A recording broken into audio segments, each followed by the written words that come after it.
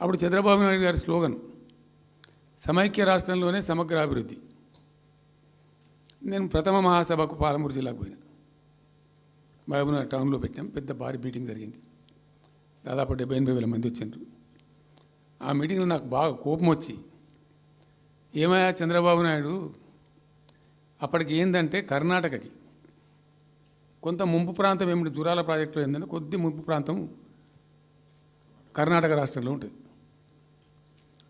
ఒక 13 కోట్ల రూపాయల వరకు కాంపెన్సేషన్ కట్టాల్సి ఉండే, కట్టడు, ₹1 కట్టడు. ఏమయ్యా చంద్రబాబు నాయుడు గారు, నువ్వు దత్తత తీసుకున్నావు, కథ తీసుకున్నావు, డైలాగులు చెప్తున్నావు, ఇక్కడ చచ్చిపోతాను జనము, బొంబాయికి వలసలు పోతుండ్రు. ఇటువంటి పరిస్థితులలో కూడా కర్ణాటకకు డబ్బులు కట్టడానికి డబ్బులు లేవా? ఇదేనా సమైక్య రాష్ట్రంలో సమగ్ర అభివృద్ధి అంటే? బట్టిగా బ్యారేజ్ ఆ గోడలక కట్టిన విడిచిపెట్టేది మీరు చూసి తమాషా పడన్నా అని చాలా తీవ్రమైన విమర్శలు చేశాను. మోకాళ్ళ మీద పరిగెత్తి కట్టిండి చంద్రబాబు నాయుడు. అప్పుడు ఆ కర్ణాటక చెల్లించాల్సిన కంపెన్సేషన్ ఏదైతుందో మోకాళ్ళ మీద ఉరికి నా దాడి తట్టుకోలేక కంటిన్యూగా పెట్టినాం. దాని తర్వాత చంద్రబాబు నాయుడు పార్టీకి సంబంధించిన ఎమ్మెల్యేనే ఆర్డీఎస్ దగ్గర బాంబులు పెట్టి పేల్చేయడం, అది మీ అందరికీ కూడా తెలుసు. బాంబులు పెట్టి పేల్చడం 2 సార్లు 3 సార్లు పేల్చారు. నేను ఫస్ట్ ఉద్యమంలో, తెలంగాణ ఉద్యమం స్టార్ట్ అయిన తర్వాత నేను ఎంచుకున్న ఎజెండా, నా ఎజెండాలో మొదటి పాదయాత్ర నేను చేసినటువంటిది జోగులాంబ టు గద్వాల పాదయాత్ర చేసిన. ఈ అన్యాయం సంగతి ఏంది అని దాన్ని ప్రజలలో ఎండగట్టాలని చెప్పి, గవర్నమెంట్ కూడా ఒత్తిడి తేవాలని చెప్పి, ఎందుకు తెలంగాణ ఉద్యమం చేస్తున్నామని లోకానికి తెలియాలని చెప్పి నేను జోగులాంబ టు గద్వాల పాదయాత్ర చేసిన.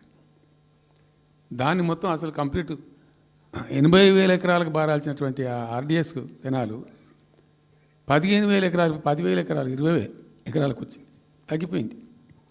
అడిగే నాతులు లేడు.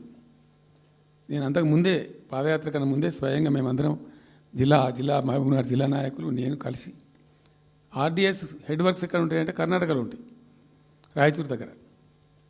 అక్కడ దాకా పోయి మొత్తం ఆశాంతం ఆ కాలువ పొడవుతో తిరిగి అర్థం చేసుకొని ఆ తర్వాతనే నేను గద్వాల టు మన ఆలంపూర్ టు గద్వాల పాదయాత్ర పెట్టాం.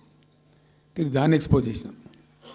అప్పుడు అక్కడ గొడవ చేస్తే మళ్ళీ అప్పుడు జూరాల లింక్ కెనాల్ని మొదలుపెట్టింది చంద్రబాబు నాయుడు.